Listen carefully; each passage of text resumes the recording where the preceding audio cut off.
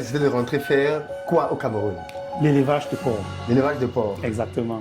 Écoute, aujourd'hui, ma plus grande fierté, Philippe, c'est que mon retour au pays n'a rien changé sur l'élevage en question.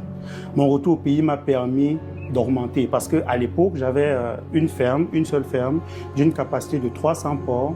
Et mon retour au pays m'a permis d'avoir une ferme qui est 6 fois plus grande que celle que j'avais avant, que je gérais déjà à distance. Et dans cette grande ferme-là, nous sommes passés à 400 porcs. Donc, on vient de commencer, on est en train d'approvisionner au fur et à mesure. Et c'est vraiment ça ma plus grande réussite. C'est-à-dire, nous sommes à environ 700 porcs par là. 700 porcs? Ouais. Tu m'as dit que tu ne comptais que des... Oui, parce que c'est l'erreur que beaucoup d'éleveurs font. Quand ils parlent de leur ferme, ils vont dire j'ai 2000 porcs. Et dans les 2000 porcs, on peut avoir 1000 porcelets, tu vois, 1000 gorées. Et les porcelets, c'est des sujets très, très sensibles. Donc, c'est 60-40. Donc, soit 60% de chances qu'ils survivent et 40% de chances qu'ils ne survivent pas. Donc, ça ne sert à rien de dire à quelqu'un que j'ai 2000 porcs, si parmi les 2000 porcs, 1000 porcs ont 40% de chances de ne pas survivre. Parce que pour réussir dans la vie, il faut faire des sacrifices. Il faut forcément faire quelque chose de désagréable pour obtenir quelque chose d'agréable. Un business que tu as, qui marche en France, c'est un business, le même business que tu as, qui marche au pays, tu vas être plus rentable au pays. Bien sûr, bien sûr. Tu vas être beaucoup plus rentable au pays.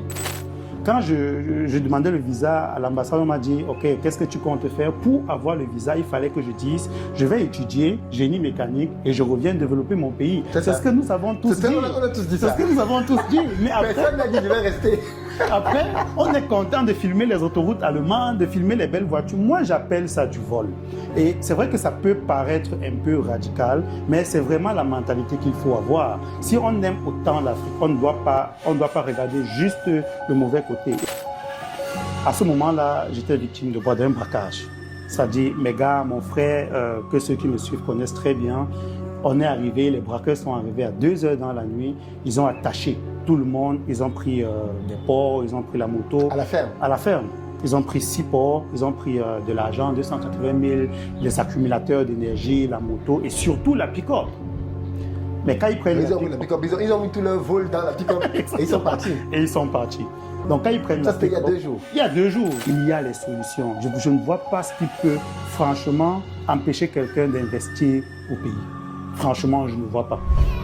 Tu as une idée de business, mais tu n'as pas le financement. Ou alors tu veux comprendre comment les banques financent vraiment les projets. Alors cette journée de formation est pour toi. Le samedi 16 mai, au Palais des Sports de Yaoundé, Abakal Mahamat, directeur général de BGFI Bank, ainsi que d'autres entrepreneurs viendront te former pour t'expliquer comment transformer une idée en projet finançable. Réservation sur l'application